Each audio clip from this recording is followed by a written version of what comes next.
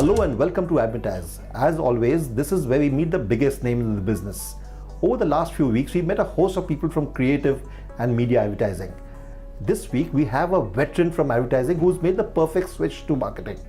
Without further ado, let's meet Mr. Kamal Basu. Welcome to Advertise, Kamal. Thank you. My pleasure. Ameo launch doing very well. Well, it's still early days, but the initial response has been, let's say, overwhelming, very encouraging. The brand got launched in the month of August in the market, so it's 5 months now. But I must say that it's doing extremely well to beat our expectations. And braving the demonetization scare.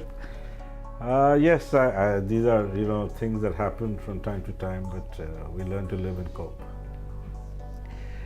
One of the things that I have, before I met with you, I spoke to a host of people, and one of the general impressions that's there with all advertising and promotional efforts of Volkswagen is that, it's fairly memorable and it's people remember it. So what is the general line that you take when you brief your agency for the kind of creative process? Of course, you have a product that's world class, well engineered, etc. So that makes it easier, but still. One of the things that we do, I think we tend to do very well at Volkswagen, is that we go into the market to study consumers and study consumer mindsets before we embark on any journey with the consumer. Especially with the Ameo, I think almost a year ago we started this whole engagement with customers, talking to them to just identify who is it that we could target as what we call as a bullseye consumer, who would be our let's say, low-hanging fruit to engage with the brand. And Ameo has not been it's been a later entrant in the market. Yes, it's the last entrant. There are already 4 or 5 cars in that segment that play already. And that was more so the reason to go and talk to consumers to see what are the gaps that we could actually fulfill within a segment that was already congested with 4 or 5 brands. And does research play a fairly active role in the whole process of marketing that you have? Yes, it's a little more than research. It's more about consumer engagement rather than just going and doing organized research. It's about spending time with these people and understanding their needs. And the Ameo story unfolded very beautifully because we engaged with various segments to see who would be our core segment of buyers, where would they come from, why would they buy us, and the language and the tone and manner that they would like to be spoken with. Typically, ad folk don't believe too much in research, and a product segment like automobiles requires a fair bit of that. I would tend to disagree. Yes, the creative people tend to stay a little clear of research, but account strategy management is within the advertising agencies. They live the life of consumers, so I didn't see a problem with that in our agency. One of the things that that people talk about is that there are issues about the number of service centers, the number of how expensive service is. Does that really play a big role in finally the message that is going out in your advertising? It does to some extent. People who buy into a car it's not a transaction-based thing where they buy, they consume it and it's over. They buy into a relationship. They buy into a long-term relationship. Please note that a car today is probably the second largest investment after a home. So a lot of hard-earned money that it goes into investing a car. A car is not about the first transaction that happens. It's a continuous relationship that they build with the brand, because they stay with the car for at least 4 to 5 years before they move to maybe another product from the same brand or a different product brand altogether. So it's a relationship that we engage with the consumers. So it's not transactional, and in that respect, the cost of ownership or the cost of running the car becomes a critical factor in deciding which car a consumer wants to buy. And India is a very price-sensitive market, and people do look at ensuring that they get maximum value for their buck?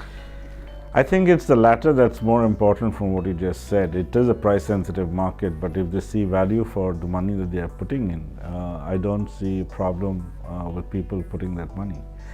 It's whatever you buy, as long as you are seeing a value for that goods or service that you're buying, they are willing to pay that money. Yes, it is price-sensitive because everybody is looking for a deal, be it a car, be it a television, be it whatever you buy today.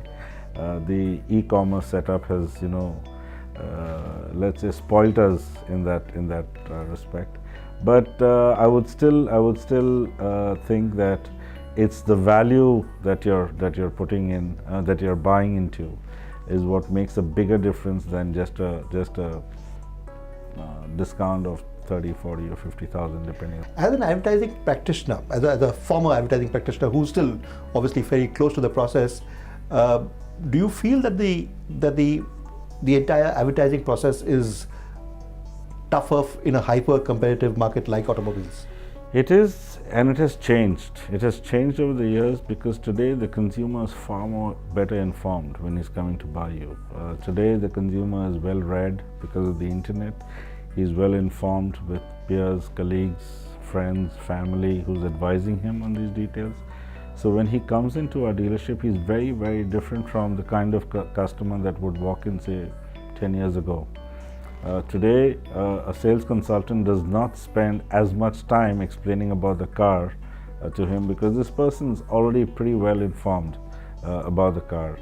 So the experience of a test drive becomes that much more critical because the test drive he's evaluating the test drive to see whether it's living up to those expectations that he had built with the information that he has already procured. So therefore the test drive becomes a very, very important factor. For example, at Volkswagen we do not have test drive cars which are more than a year old or 15,000 kilometers run already. Because the customer wants to get that feeling of what a new car smells like, what it drives like. It's sensorial for that person. So these are the important factors that tend to be looked at, or like they say, it's in the detailing that you actually win over customers. In your entire marketing process, how much of emphasis do you lay on these other factors apart from the regular ATL and BTL? So, as I was saying earlier, the digital platform it's the backbone of our industry. It's where people tend to get information. It's a place where people tend to ratify information that they have got from friends and relatives. So it's a very, very critical space for any of our customers. That's where he spends most of his time before he takes a decision to buy a particular brand.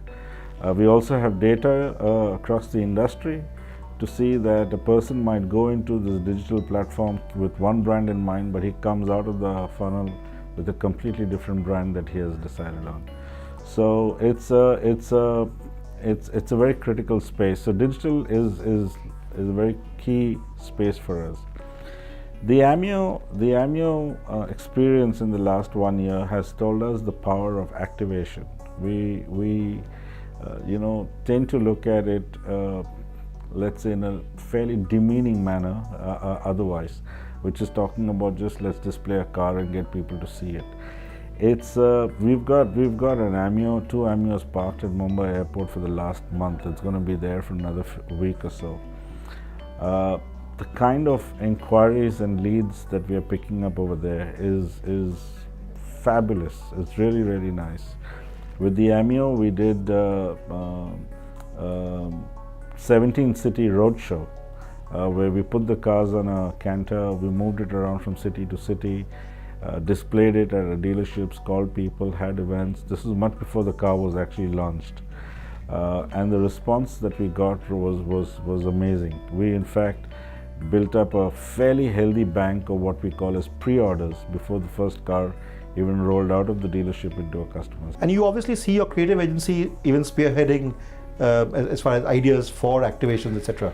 Yeah, today, to be honest, They are partners who understand our problems, they are partners who understand our marketplace, they are partners who understand our consumers, and therefore what they're developing is not a communication plan but what I'd call as a communication program. And that's the calendar that we look at with each of our brands as to what's the best program. A program, in my definition, would be a combination of the multimedia touchpoints that I can connect with this consumer, but make sure that I'm communicating the same message across to him through all the touchpoints. And you have one creative agency for all your brands, so it's not that you've given different brands to different agencies. No, it helps because this is a brand. This is the agency that actually launched Volkswagen in India, and with much fanfare and with a lot of noise. Correct. Well, when a new company or a new brand comes into the market, advertising budgets are normally much higher than what we call as a return on investment. So return on investment takes a back seat because that's where we are establishing the brand, and therefore the investment is required. But nonetheless, the advantage of having worked with DDB for the last 9 years is immense because, to be honest, being on the other side of the fence earlier, we know what are the kind of attrition levels in an advertising agency. But I think we've been blessed because we've seen a pretty steady team on our business from DDB for a fairly long period of time. On your business, elsewhere, otherwise DDB has had seen. I'm sure they must have seen transition, but we've been, like I said, blessed that we've got a fairly, let's say, secure team that's been around since launch with us. Having been on the other side, do you find yourself? I know you've moved out of pure advertising for around 5 years now, but do you find that it's easier for you to deal with an agency? You understand the process better? It's a huge advantage because having spent, let's say, a lifetime in advertising, I tend to understand creative needs. I tend to understand the strategic partners' needs a little better than I would say most conventional marketing people. And you understand the way things work in the other side. And we understand the way things work. So there are times when they call us up and say we're on the road and we'll be in the office in 5 minutes. I know exactly where they are. It takes at least just about leaving office probably. If they've been discussing over the last 1 week, they've possibly been discussing in the elevator. Absolutely. Right. But do you find that the whole agency business has changed the ways, since you moved out from Saatchi & Saatchi 5 years back? It has changed, and it has to change. Today, I don't want to talk about the advertising world in any demeaning way. I respect that space a lot. I've spent, like I said, a lifetime there. But today, advertising agencies need to understand that unless they are not offering a value to a client, they are replaceable and they're dispensable. Because sitting here, every time that I was for the entire lifetime that I was in the advertising agency, I felt that my businesses were pretty secure.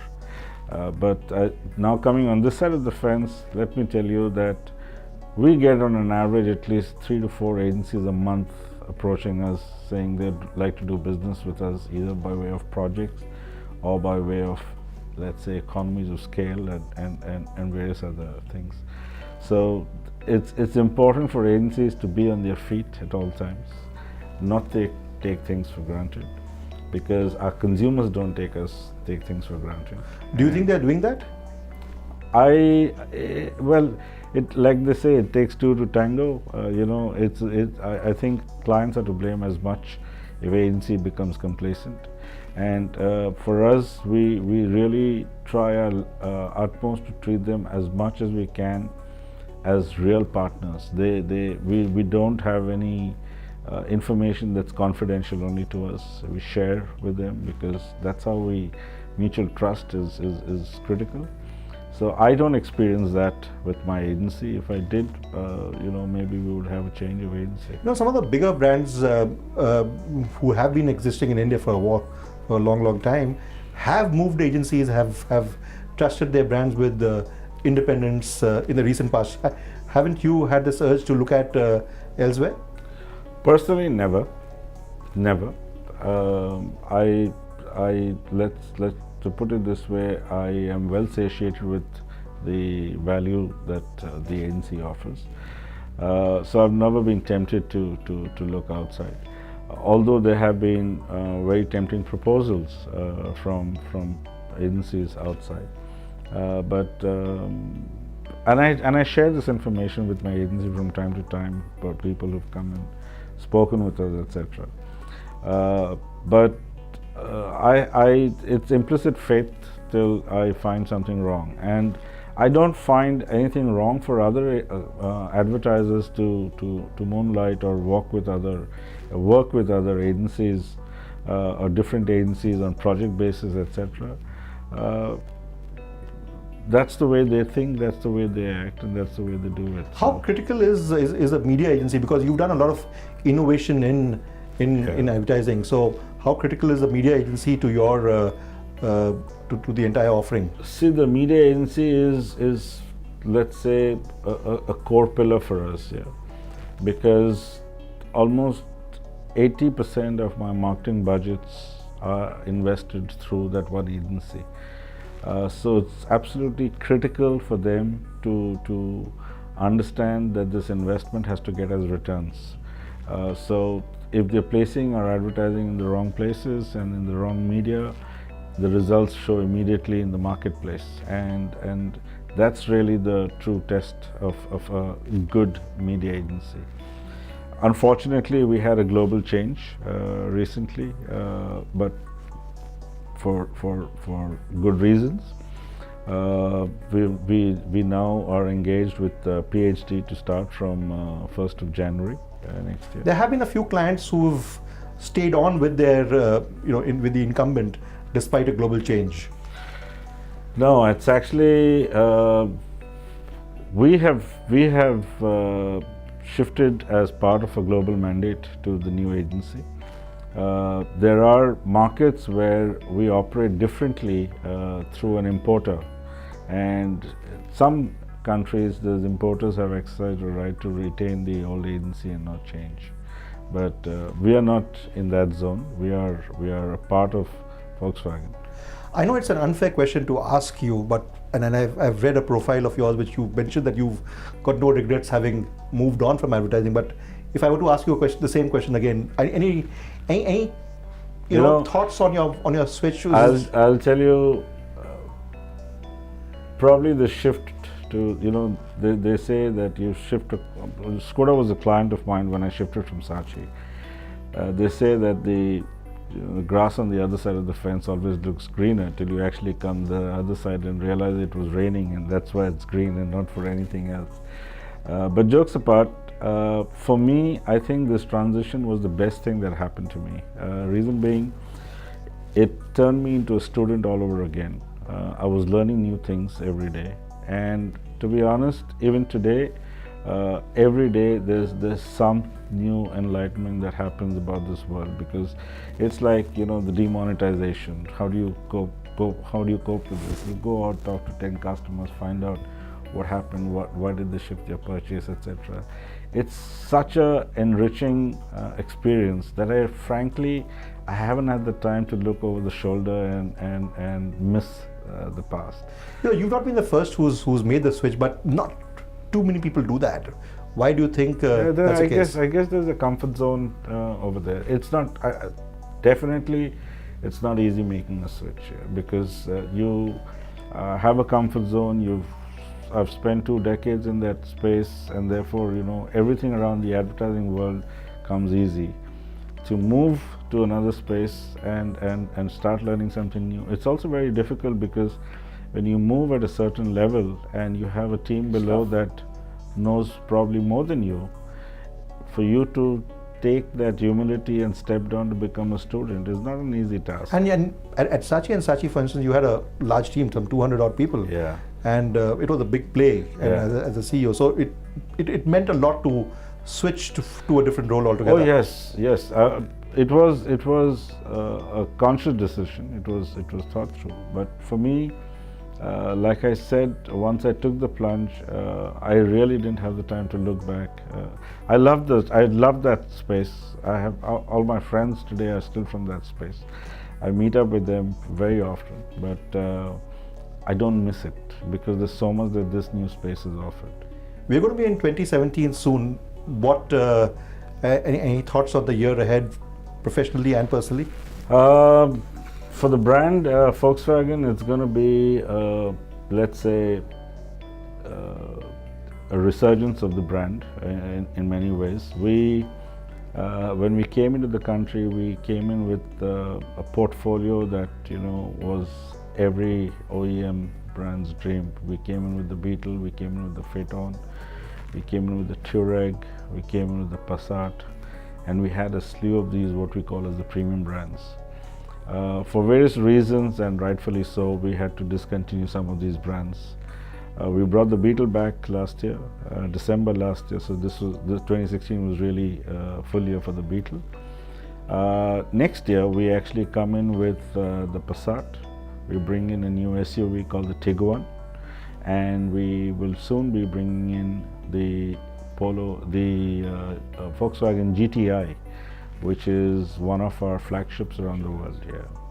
So for us, these are the products that actually lift the brand because they're part of a premium offering from us, and we've balanced that out very beautifully, I thought, with the Ameo, which actually is in the mass segment. So we now have the Polo Vento and the Ameo in the mass segment, and we have the Passat, the Tiguan, the GTI, and the Beetle to play in the premium segment. So it's a healthy balance. And on the personal front, any agenda that you have for the I have a next year? 13-year-old boy who dictates my personal agenda. So next year is going to be a critical year because of his education. But every year in the last close to since 95, so that's about 20 years. In the last 20 years, every year we visited a country that we had never visited before. I hope that trend continues. Great. All the best, and Thank you.